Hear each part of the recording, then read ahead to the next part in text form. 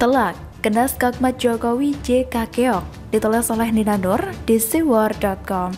Posisi Yusuf Kala sudah cukup jelas. Sebagai oposan, walaupun berasal dari Golkar, partai yang jadi bagian dari pemerintah.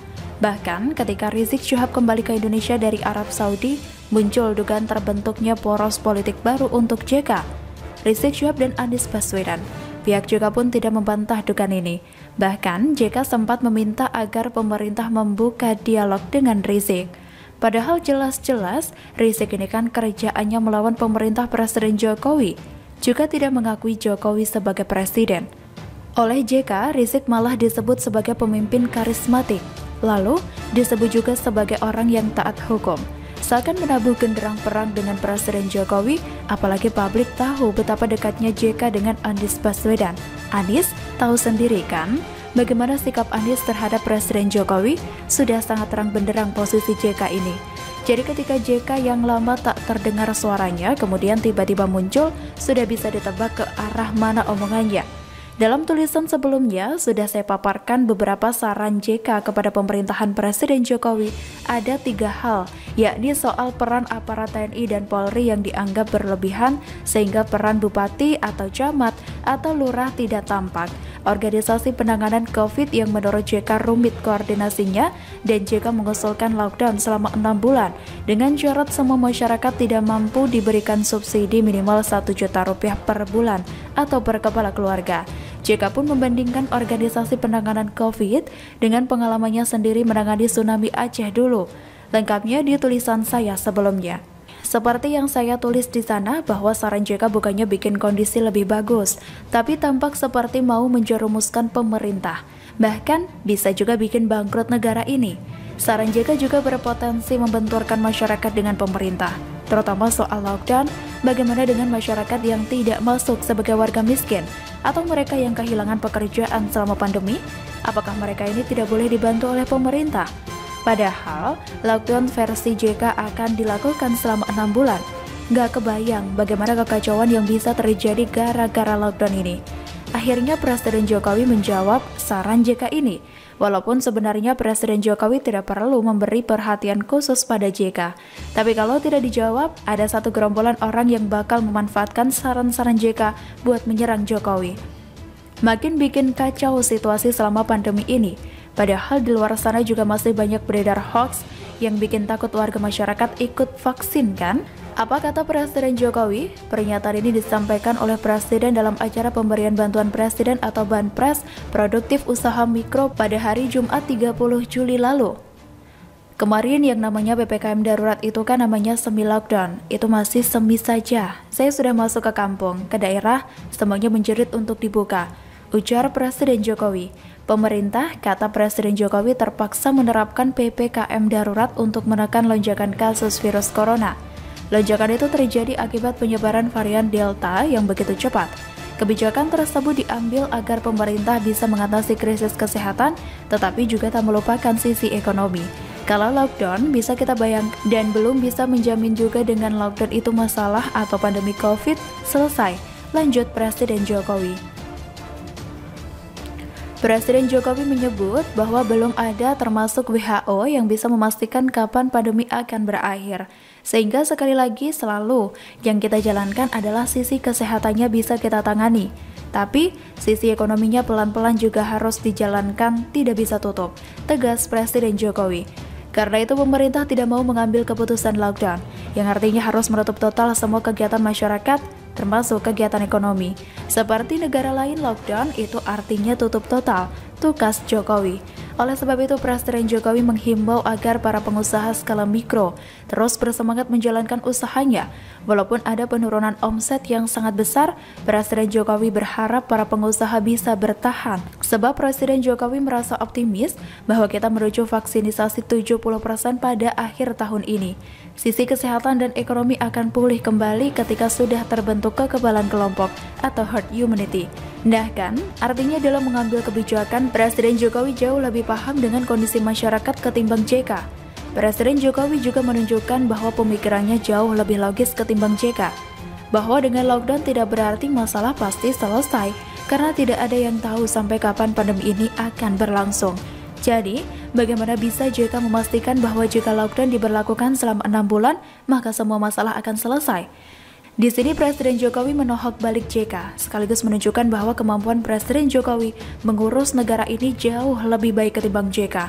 Lagian masa JK membandingkan soal pandemi COVID dengan bencana tsunami sih? Beda jauh skalanya. Presiden Jokowi sudah menangani berbagai macam bencana alam di Indonesia, termasuk gempa dan tsunami. Dikira nggak tahu bedanya dengan menangani pandemi. Tidak ada presiden sebelum Jokowi yang pernah menangani pandemi berskala global macam COVID ini. Sementara, kondisi ekonomi Indonesia walaupun melambat, namun masih stabil. Negara berupaya keras membantu semua warga masyarakat, dan masyarakat juga bergotong royong untuk saling membantu. Lalu JK tiba-tiba bersuara soal lockdown. Seakan dia yang paling tahu caranya menangani pandemi, akhirnya kena skakmat oleh Presiden Jokowi kan? Selalu dari kura-kura. Bapaknya bikin doa, anaknya bikin perang, ditulis oleh Joy Putra di sewar.com. Menarik memang kiprah keluarga JK di peta perpolitikan tanah air. Bagaimana tidak, dari bapak, ipar, besan, anak, sampai menantu secara berjamaah menduduki posisi penting dalam sebuah partai. Belum lagi jika cucu-cucu sudah punya EKTP, auto menduduki jabatan penting pastinya. Itulah yang dinamakan dinasti politik yang secara hukum diperbolehkan. Jangankan Indonesia, negara maju seperti Amerika saja boleh kok membangun dinasti politik. Kita ambil contoh mantan Presiden George Bush dan putranya, George W. Bush. Mungkin itu yang memotivasi seorang SBY yang ingin menjadikan anaknya AHY bisa meneruskan kedudukannya sebagai calon kepala negara. Bagi saya sah-sah saja SBY berambisi untuk menaikkan nama anaknya menjadi calon presiden. Tetapi jangan terlalu ambisius ingin berkuasa. Dengan diangkatnya AHY menjadi Ketua Umum Partai Demokrat, tentunya harapan sang mantan bisa menaikkan citra partainya karena dengan profil sang anak yang masih muda, mantan prajurit, gagah, ganteng, dan berewokan bola dapat terpenuhi. Dengan profil seperti itu tidak menjamin rakyat akan melirik AHY menjadi calon presiden. Selain masih hijau dalam politik, jiwa leadership untuk mengurus partai sangat minim. Ini bisa dibuktikan dengan kisruh di internal partai beberapa waktu lalu, di mana AHY masih mengandalkan kekuatan sang ayah. Memiliki ketua umum seperti itu, Demokrat melakukan strategi politiknya yang kontroversial. Menyerang pemerintah minus data dan fakta adalah sebuah manuver politik yang bisa mempengaruhi masyarakat atau baca kaum kadrun untuk mendukung partai ini, terutama masyarakat yang sakit hati dan kecewa terhadap Jokowi dan juga pemerintahannya. Kekompakan kader-kader Demokrat untuk membela keluarga JK sangat militan, terutama jika ada pegiat media sosial maupun warganet yang menyinggung keluarga ningrat ini. Maka semua bergerak untuk bersuara sampai titik liur penghabisan. Para kader akan mati-matian membuat counter narasi. Namun, sayangnya selalu terjebak dengan pernyataan absurd yang ujung-ujungnya dibully oleh netizen. Begini ingin perang dengan buzzer rupiah, melawan Denny Siregar saja sudah baper duluan. Gimana mau memerangi buzzer rupiah yang lain? Bahkan istri AHY sendiri turun tangan untuk membelanya. Karena bagi saya, AHY hanyalah anak pepo yang tidak berani menghadapi ganasnya netizen yang super kritis. Tapi tunggu dulu, Demokrat dan keluarga JK tidak sendirian. Karena mereka juga punya pasukan buzzer bayaran yang siap berperang dengan buzzer rupiah yang cinta NKRI. Di saat pemerintah sedang fokus menangani wabah pandemi virus corona, partai ini selalu menarasikan pesimisme di tengah masyarakat. Framing yang memojokkan pemerintah membuat sebagian besar rakyat gerah dengan manuver politik partai dinasti ini. Bapak, anak, dan mantu terus memberikan pernyataan yang sifatnya hanya nyinyiran semata, namun tak pernah ada solusinya. Menarik dengan menonton video Rudy S. Kamri di channel YouTube Kanal Anak Bangsa yang mengatakan bahwa keluarga Akiditio menyumbang 2 triliun sedangkan SBY hanya menyumbang doa. Ini sangat menohok sampai ke ulu hati. Tatkala keluarga yang sederhana tanpa popularitas bisa membantu pemerintah dengan donasinya tanpa pamrih apapun. Sementara SBY yang mempunyai kekayaan melimpah hanya sebuah doa yang bisa dipamerkan di media sosial agar semua orang bisa membaca doa tersebut. Ya nggak apa-apa sih berdoa untuk bangsa dan negara ini agar pandemi cepat berlalu. Tapi alangkah baiknya berdoa di kamar dengan khusyuk dan gak perlu diumbar di media sosial. Pada saat sang Pepo berdoa untuk keselamatan bangsa dan negara, anak dan menantu beserta kader-kader malah sibuk untuk berperang.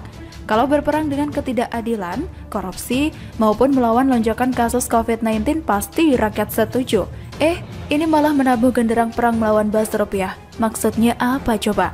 Saya sih ngakak aja ketika ada orang yang berseberangan dengan Demokrat. Pasti dituduh buzzer rupiah. Lah, kalau gue yang tinggal di New York berarti bukan buzzer rupiah lagi, tapi buzzer dolar. Yang lebih lucu lagi, Andi Arief, kader yang pernah ditangkap karena kepemilikan sabu dan alat pengaman bergerigi, dipilih sebagai panglima melawan buzzer rupiah. Bagaimana melawan buzzer rupiah? Sementara istri ketum Andi Arief dan kader lainnya rajin memblokir akun orang yang berseberangan. Membicarakan keluarga Cikeas tidak akan ada habisnya. Keluarga yang berambisi untuk meraih kekuasaan sangat besar, tapi apa daya, nafsu besar tetapi dukungan lemah. Oleh sebab itulah, panggung pencitraan dengan manuver politik busuknya berharap banyak orang bersimpati untuk mendukung. Dengan agenda politik di mana pandemi sebagai tunggangan bisa meraup persentase suara elektoral. Tidak ada lagi yang bisa dijual untuk mengangkat suara partai. Hanya kritikan tanpa solusi, nyinyiran, dan drama politik yang bisa mempengaruhi pikiran masyarakat untuk mendukung partai ini. Saran saya buat Partai Demokrat, banyaklah berdoa di kamar. Jangan berdoa di Twitter karena Tuhan tidak suka. Ingat loh, Tuhan tidak punya Twitter. Jika sering berdoa di Twitter, sampai lebaran kuda pun Tuhan tidak akan mendengar.